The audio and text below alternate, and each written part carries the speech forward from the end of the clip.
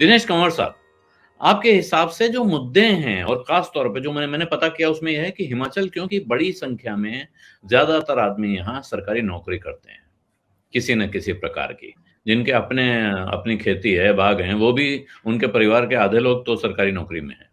और इस वजह से कांग्रेस ने जो ओल्ड पेंशन स्कीम का मुद्दा उठा दिया है, इसने एक तरह से बीजेपी को बैकफुट पे लाके खड़ा कर दिया है। ये कितना बड़ा मुद्दा बन सकता है? कांग्रेस तो कह रही है पहली कैबिनेट मीटिंग करते ही हम लोग लागू कर देंगे। आलोक जी, नमस्कार सबको। हिमाचल प्रदेश में आपने बिल्कुल सही कहा, ये जो ओपीएस ओल्ड पेंशन स्कीम का जो मुद्दा है, ये इतना हावी हो गया है कि पिछले 6 महीने से, चुनाव तो बाद में डिक्लेयर हुआ, ये लंबा प्रोसेस था, लेकिन पिछले 6-8 महीने से ये मानकर चलें कि एनपीएस के जो लोग थे, मतलब न्यू पेंशन स्कीम में जो लोग थे, वो हड़ताल पर बैठे हुए थे और सरकार से बार बार मांग कर रहे थे। इन्होंने सेक्रेटरीट तक जाकर अपना प्रदर्शन किया, सब कुछ किया, लेकिन इस मामले पर सरकार ने कोई निर्णय लिया नहीं। इन लोगों को ये भी एक मत था कि अगर विधायक, एमपी, इवन पंच और प्रधानों को आप मानदेय दे रहे हैं और विधायकों को तो आप पेंशन दे रहे हैं 5 साल की सर्विस के बाद, तो ये 25-25 और 30-30 साल के बाद जो रिटायर हो रहे हैं, इनका सोशल सिक्योरिटी क्या रहेगा? तो वो एक इशू था जिसको लेकर पूरे प्रदेश में एक मुहिम चली है और ये लगातार अभी तक बदस्तूर जारी है। मैं इसलिए ये बात कह रहा हूं क्योंकि इलेक्शन के दौरान अभी बीच में ये एक किसी कॉर्नर से कुछ नेताओं ने, बीजेपी के नेताओं ने ये कहना शुरू कर दिया है कि इसके ऊपर हम भी विचार करेंगे, लेकिन अभी स्पष्ट नहीं है। लेकिन अदर देन दिस, ये जो पूरे प्रदेश में जो माहौल बना है इस वक्त, जैसे गुप्ता जी बता रहे थे कि पूरे प्रदेश में किस तरह से इन्होंने ये काम किया है और प्रियंका गांधी की रैली में जो कुछ हुआ है, हम लोग एक डिफरेंट फॉर्मेट में यहाँ रहते हैं। वो फॉर्मेट ये है कि शराफत का, जिसको हम बोलते हैं ना, हम पंजाब, हरियाणा, दिल्ली या वहां पर अलग तरह का माहौल है, अलग कल्चर है।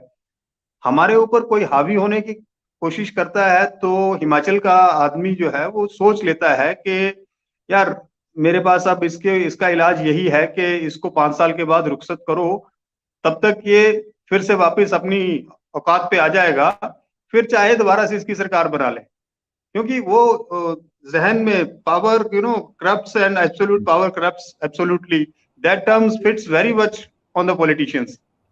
तो किस वक्त कब किस, और ये पॉलिटिशियन जो नेता होता है, जो एमएलए सपोज करो या मिनिस्टर है, वो कम करता है, उसके जो गूंज हैं अराउंड में, वो जो फोकस से घिरा रहता है ना सर। हाँ, तो वो लोग गांव में, मोहल्ले में आपको डराते हुए मिलेंगे।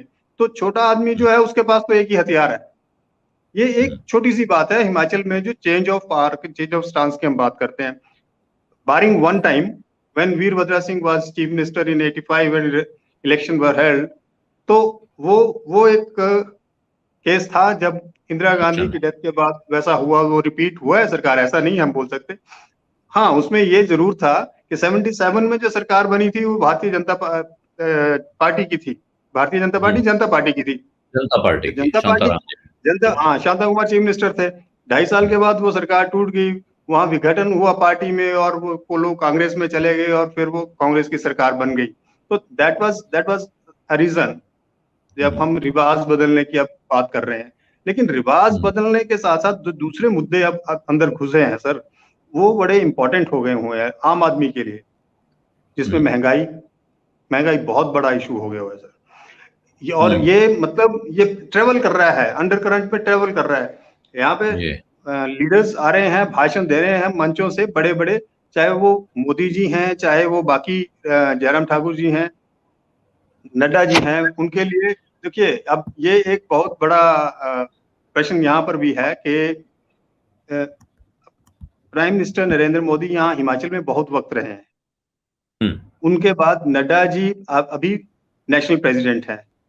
नेशनल प्रेसिडेंट की स्टेट है, सिटिंग स्टेट है, बीजेपी के चीफ मिनिस्टर हैं, और ये सब लोग अब इसको यहाँ पर थोड़ा सा अपनी प्रतिष्ठा का प्रश्न भी बना के चुनाव लड़ेंगे।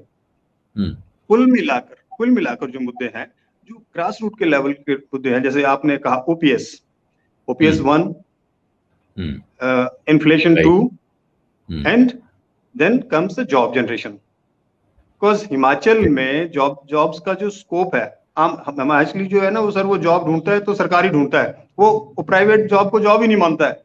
यहाँ पर तो लड़कियों की शादी करनी होती है तो घर वाले ये पूछते हैं लड़का क्या करता है। चपरासी सरकारी दफ्तर में लगा हुआ है, उसको बीवी उसको लड़की दे देंगे, लेकिन मैनेजर किसी प्राइवेट कंपनी में लगा हुआ है, उसके साथ शादी करने से 10 बार पहले सोचेंगे। तो ये एक माइंडसेट है हिमाचल का। और सबसे इंपॉर्टेंट चीज सर, जो पूरी कंट्री में नहीं है, हिमाचल में लिटरेसी लेवल बहुत हाई है और पॉलिटिकल लिटरेसी भी बहुत ज्यादा है। तो ये सब चीजें जहन में घूमते हुए इस बार ये परिस्थिति, ये मुद्दे इस वक्त चल रहे हैं। जी, तो ये जो बात आपने कही अभी कि यहाँ रोजगार एक बड़ा मुद्दा हो सकता है, 2-3 जो मुद्दे गिनाए आपने, एक ओपीएस, दूसरा महंगाई और तीसरा रोजगार। वो जो रोजगार पर कांग्रेस पार्टी ने जो वादा कर दिया है कि हर साल 1 लाख रोजगार दे देंगे, आपको लगता है वो किसी काम आएगा? सर ऐसा है, इस वक्त हिमाचल सरकार की अपने अंदर ही जो वैकेंसीज हैं, करीबन कोई 30-40 हजार वैकेंसीज ऐसी हैं जो वेरियस डिपार्टमेंट्स में खाली पड़ी हुई हैं। तो ये जो कोई भी सरकार आकर, अगर रिसोर्सेज की बात है ना, आप अपने ऊपर कितने रिसोर्सेज वेस्ट कर सकते हैं बीइंग इन द गवर्नमेंट, उन रिसोर्सेज को आप अगर चैनलाइज करेंगे, ठीक जगह यूटिलाइज करेंगे, जॉब्स देना कोई बड़ी बात नहीं रहेगी। ये एक पार्ट, 40,000 लोग नए ऐड करना, हिमाचल का जो टोटल स्ट्रेंथ था 3 लाख था किसी time, 3 lakh plus government jobs की बात कर रहा हूं मैं सिर्फ। अभी वो कम होके 2,45,000 के आसपास रह गया है। तो ये जो कुछ तो कैडर ही डाइंग कैडर करके खत्म होते गए कि वो ये जॉब है जिसकी जरूरत ही नहीं। 60,000 जॉब कम हो चुके हैं ऑलरेडी। जी। तो वो जॉब कम हो गए हैं और दूसरी तरफ जो खाली पड़े हुए हैं, तो 60 वो हो गए, 40 वो हो गए, तो 1 लाख का गैप हो गया ना सर। तो वो इसलिए ये जो मुद्दा है, जैसे कांग्रेस ने कहा है कि अगर वो इस फैक्टर को भी अगर एनकैश कर सकती है, इस फैक्टर के ऊपर काम करने का प्रॉमिस कर रही है, गारंटियां दे रही है 10-10, तो वो फैक्टर डेफिनेटली इफेक्ट तो कहीं ना कहीं करेगा। क्योंकि आम आदमी के पास तो नौकरी नहीं है ना सर। प्राइवेट सेक्टर में स्किल्ड आदमी चाहिए होता है, वहां पर अनस्किल्ड का कोई काम नहीं है। तो गवर्नमेंट जॉब में यह है, आप ग्रेजुएशन आपके पास है, you can apply for HAS, IAS, तहसीलदार, पटवारी, जो भी कर रहे हैं, मतलब बहुत सारे जॉब्स ऐसे हैं which are otherwise not technical jobs.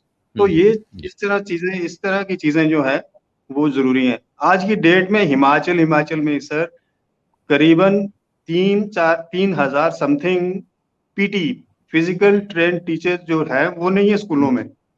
बाकी तो और अलग, तो बाकी ये चीजें अगर खाली पड़ रही हैं, ये पोस्ट खाली रखी हैं, आप बोल रहे हैं कि आप स्पोर्ट्स को एनकरेज कर रहे हैं कंट्री में, स्टेट में क्या हालत है आपकी। तो these are the things that matter a lot.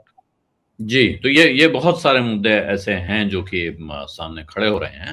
सत्य हिंदी का ऐप डाउनलोड करें गूगल प्ले स्टोर पर।